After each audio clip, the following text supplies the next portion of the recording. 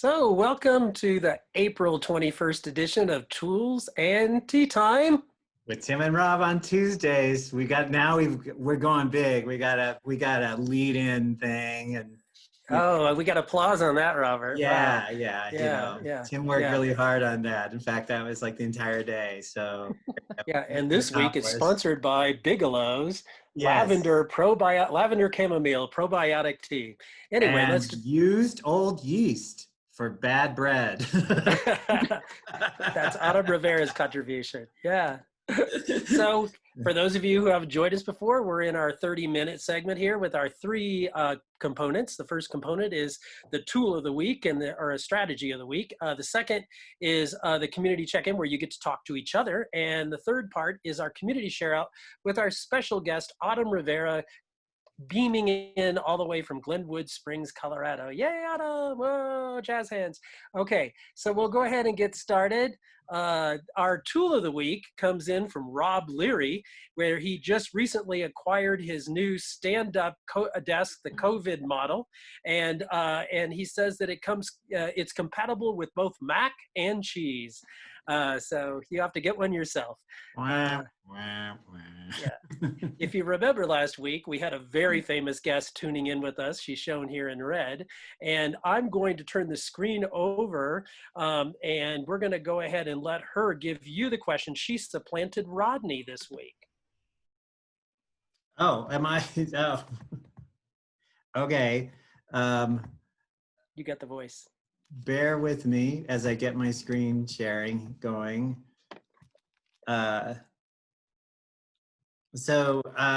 We got this lovely note from Queenie. She said, "Dearest Timmy and Robbie, so lovely to spend tea time with you and Melissa. Good heavens, you boys have to process so many things. I am gobsmacked.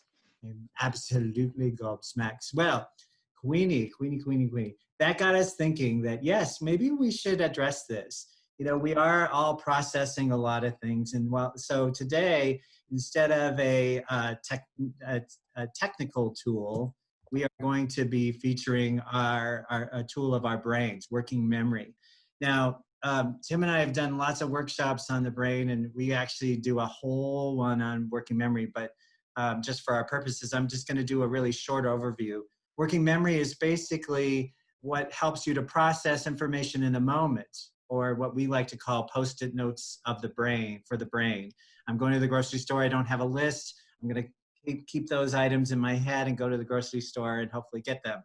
I'm going to go to a new place, find directions for a new place I've never been to, and I'm following directions in my head and trying to process the information in a moment. So working memory helps me to prioritize what's important, helps me to connect to what prior knowledge is there, helps me to filter what's most important, and to organize my thoughts.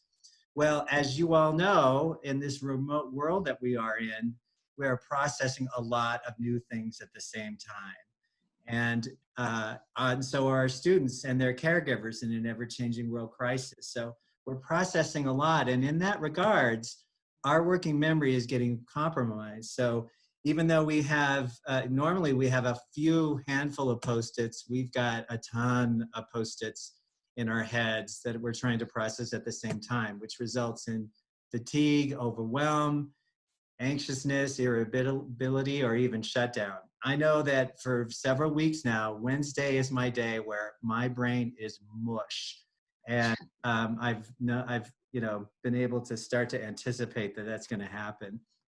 So, and we know that we can only hold so much information at a given time for so long and use it well enough to solve a reason. So knowing all of this, we have to be mindful of how much we're processing at the same time. We found this little Zoom bingo call bingo, and I'm sure if you had this even in one call, you would have gotten a bingo of all the things that are happening all at the same time.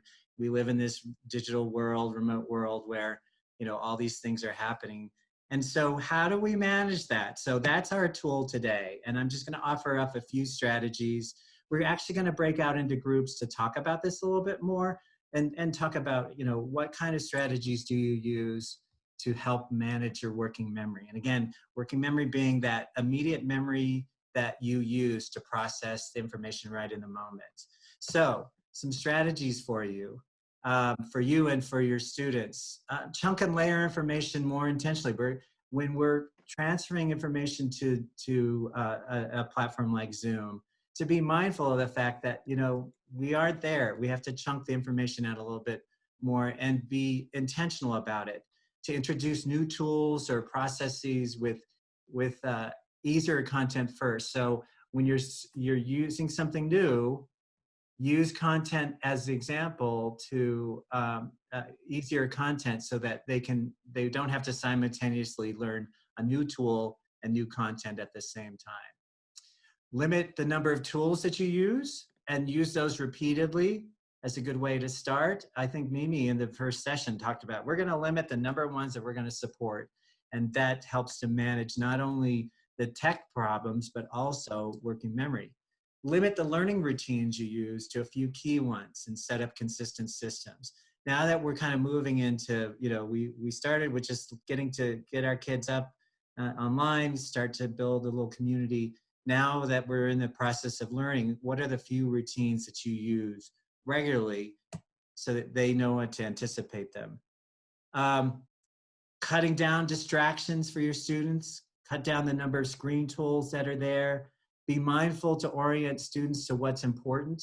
I've been trying to use my annotation, but I can't find it. So I've been trying to mark and notate where we are, but so I could practice for you, good practice, but you know, pretend there's a pen there pointing things out.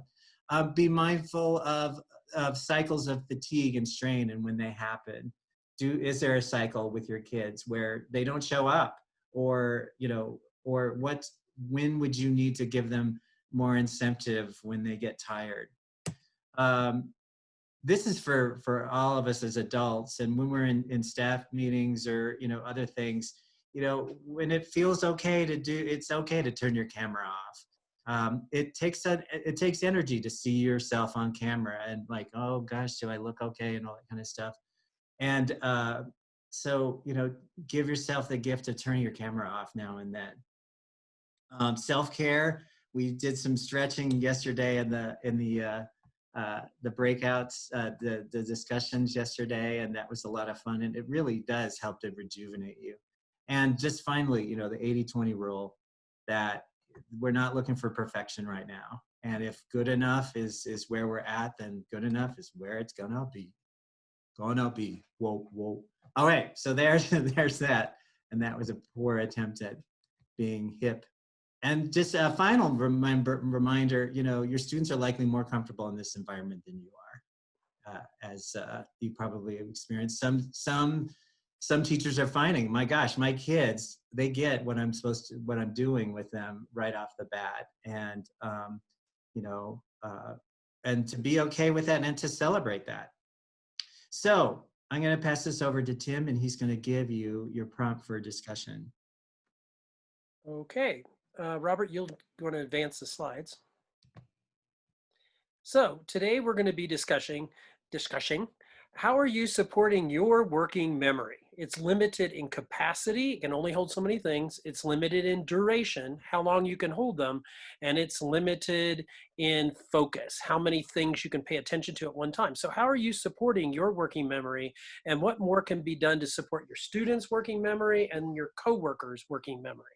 So we'll go ahead and type that into the chat. And Robert, if you want to send us to breakout groups or explain that process, or do you want me to?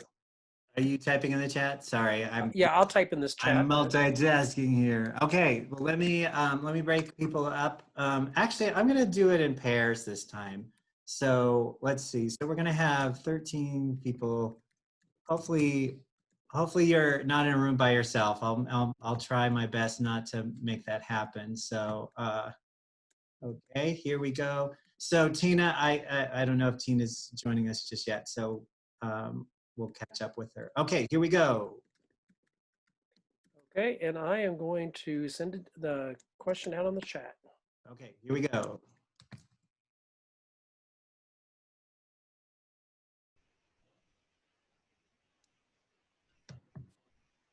Are we all back?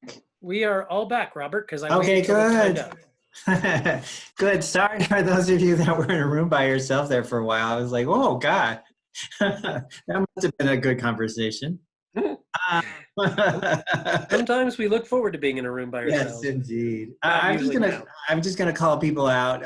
Since you had just a handful of people in your group. Ellen in Breakout 5, Ellen Olson, why don't you get on the mic? What did you all talk about? Hi, we talked about just the setting up the routines for the kids. So having the same time that things get posted for kids so that they know what to expect and where to go to look for it, and having similar structures to what was used in the classroom so that nothing's too surprising when they are able to get onto it or get into it. And then I'm not actually in a classroom, so my work is more about trying to navigate and learn all the systems that are available. And the way that I handle supporting my working memory is just to take a little break periodically. I just go on a walk mostly when the weather's nice, but the taking a break is important. Mm-hmm. It's key. It's key. Yeah. Tim, do you want to? What did you and Wendy talk about? Wendy was just talking to me about how she has the littles, and they have all come on. It's what we're hearing a lot is that younger learners have all made contact with her, and she said that she feels like they came over a hump this week, that these routines are becoming a little bit more familiar. So it just seems like the working memory load that they have been under is easing up a bit, because the kids and her both are starting to get routines down. But that, yeah, even when you get on in the morning, she said going to a morning meeting, she has to remember now, which of these do I have to click? Oh yeah, I have to click this, that, and in order to just to start talking to people in a meeting. So you put it into work early. So. Wendy, do you want to come on the mic? Is there anything else about your kids you're noticing, or that you have advice for people as far as the routines you've set up? No, not really. Okay. It just, we set it up in our classroom, a lot of these different supports with the kids already, and so they knew kind of what to expect, and so they're doing really good. They're just now showing a lot more of it, so it's good. That's great. That's great. Well, Robert, can I have one more thing before we transition here? Yeah, go ahead. Yeah, and that is that working memory is not something that you can train to get better with. You can train your long-term memory, but you can't train your working memory. So we're all born with different sizes of Post-its to hold information, just like we're all born with different shoe sizes, and you can't tell somebody if they just worked harder, their size would increase. So just keep that in mind. Some kids will remember 50 things, and you're like, why aren't the rest of you paying attention? But sometimes it's not an attention thing. They're paying attention, but they just can't hold on to too many things. They have limited working memory. And the other piece of that is, are they, how much are you, it may not be a participation thing, it may be a processing thing.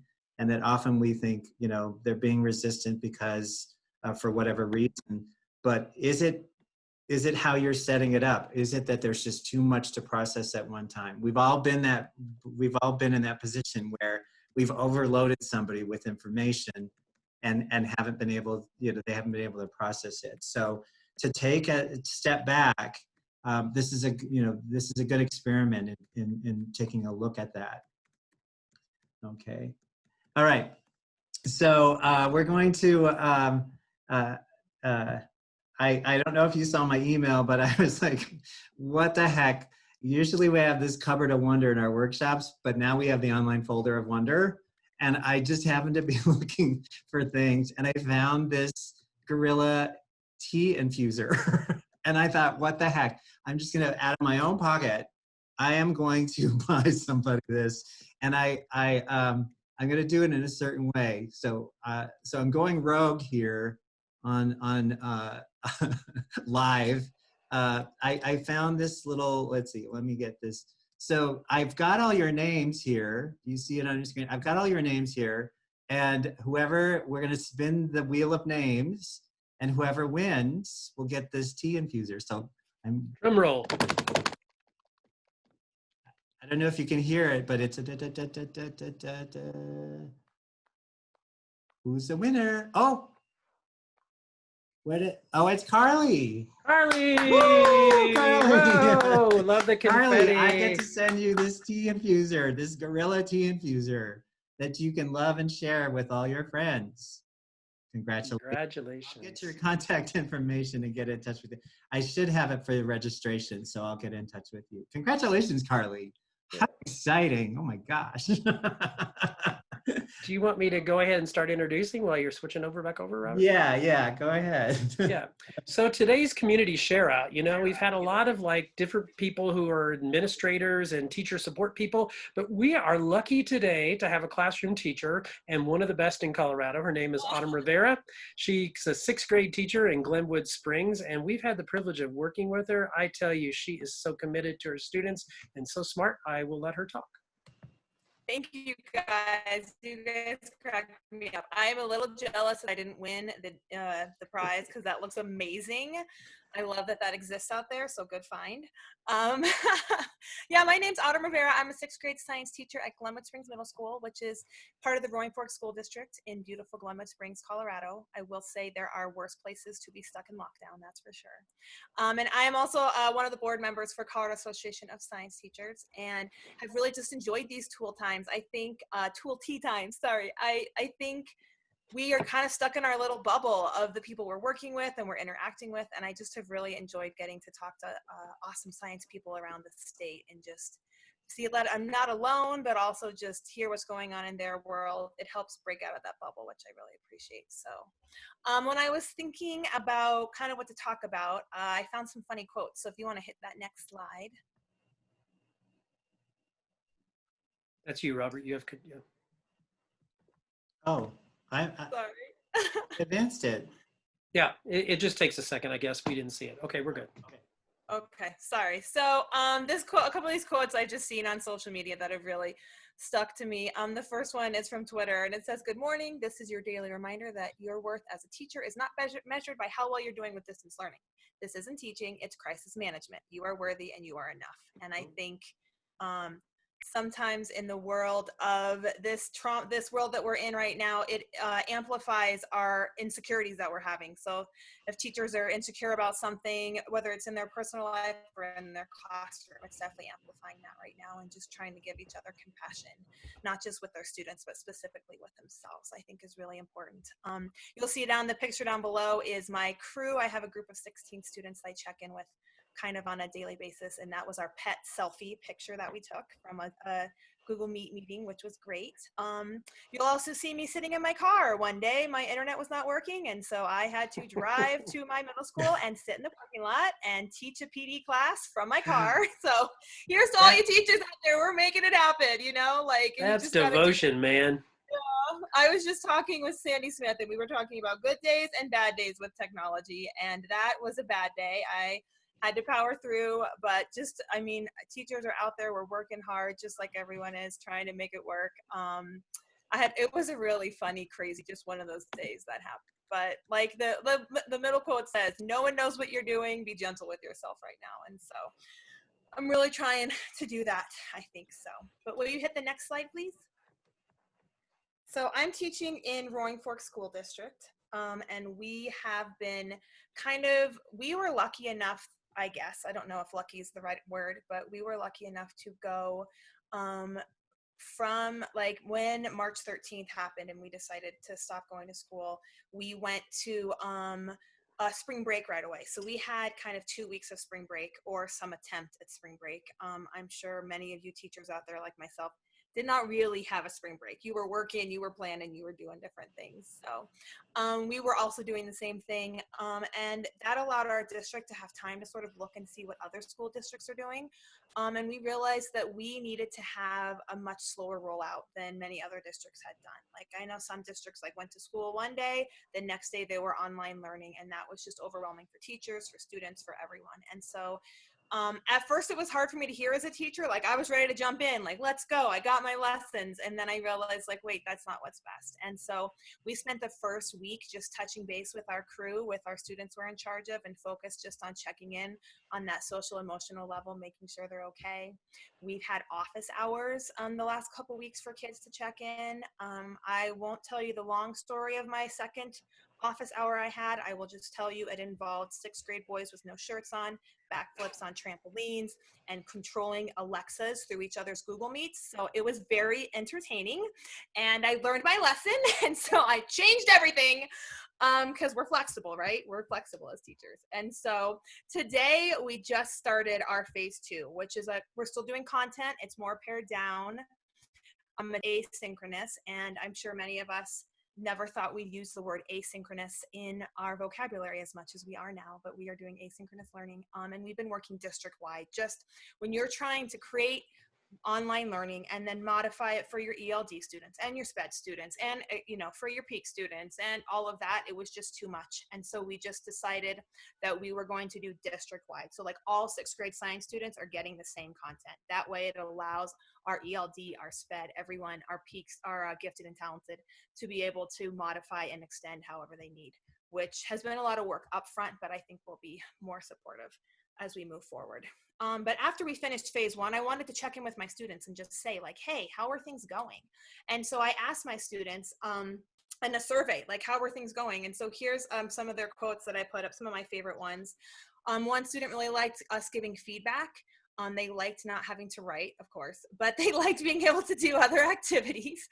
They also liked being able to, they want to have that connection with their teacher. And so we were calling it office hours in my district. And then I realized that that really is a word of privilege. And if you didn't go to college, or if you didn't have people in your family that went to college, the word office hour means nothing to you. So really helping our students understand what that means and what that looks like. And having a time where students can come and chat and check in was important to them. So not required, but still having that time. They liked having mandatory lessons, but they also liked having optional lessons. And so this week I scheduled some optional to dig deeper into the content. But the one that really stuck out to me, I put in purple, and that is, I wish that teachers would make assignments other than being on a Chromebook. And that really hit me. Okay, these kids are staring at Chromebooks and they all day, and they need to not do that. So that was really fascinating to me. So if you hit the next slide, I'll give a shout out to some really awesome programs out there. And one, this is from the Denver Museum of Nature and Science. They have been doing weekly kind of experiments that kids can do at home.